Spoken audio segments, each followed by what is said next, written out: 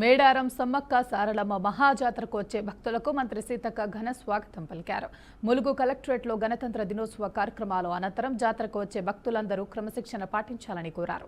ఆలయ నిర్వాహకులు ఏర్పాటు చేసిన క్యూ విధానాన్ని తప్పనిసరిగా అనుసరించాలని సూచించారు. భక్తుల భద్రత సౌకర్యం కోసం అన్ని ఏర్పాట్లు పూర్తయ్యాయని తెలిపారు. కొంతమంది భక్తుల అత్యుత్సాహం వల్ల ఇబ్బందులు కలగకూడదని హెచ్చరించారు.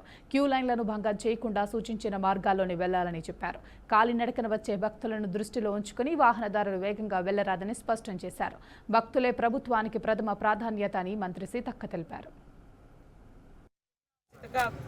మరి నడుచుకుంటూ వచ్చే భక్తుల జాతర మనకు అక్కడ విఐపీల తాకిడిలో కూడా దయచేసి విఐపీలు కూడా క్రమశిక్షణగా ఒక ఏదో మన స్పెషల్గా వస్తే గొప్పతనం కాదు, పబ్లిక్లో వస్తే ఇంకా గొప్పతనం, అలా ఆలోచించండి అని నేను కోరుతా ఉన్నాను.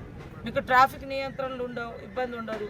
మంచిగా ఒకప్పుడున్న పరిస్థితుల కంటే ఇప్పుడు రోడ్లు వెడల్పోయినాయి, వ్యవస్థ వెడల్పోయింది, కార్లు ఎక్కువ వస్తున్నాయి, అది ఓకే.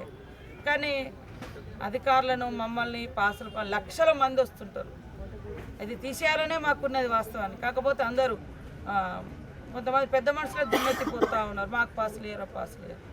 ఇక్కడ లోకల్గా మేము లోకల్ ప్రజాప్రతినిధులను గౌరవించినాం, స్థానికంగా ఉండేటువంటి వాళ్ళని గౌరవిస్తాం, బయట నుంచి వచ్చే వాళ్ళని కూడా గౌరవిస్తాం. కానీ దాన్ని మరి ఇక ఏదో పలారం లెక్క పంచుకోవడం కాదు. కొంచెం వచ్చేటువంటి వాళ్ళు కూడా క్రమశిక్షణ రండి, అందరు సహకరించండి. లక్షల పాసులు మేము కొట్టించగలిగితే భక్తులు ఎక్కడ దర్శనం చేయించుకుంటారు. చిన్న చితక మరి